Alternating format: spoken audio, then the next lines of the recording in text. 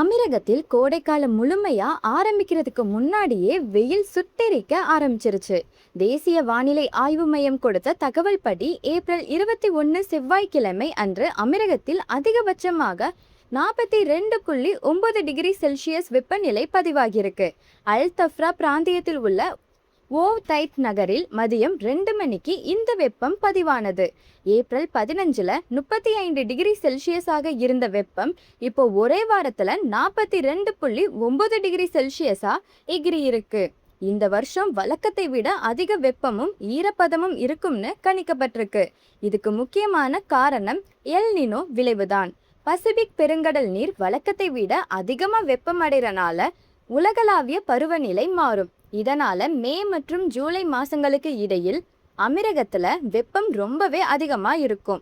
அதே நேரத்துல ஈரப்பதம் அதிகமாகிறதால ஓமன் மற்றும் ஏமன் பகுதிகளில் மழை பெய்யவும் வாய்ப்பு இருக்கு.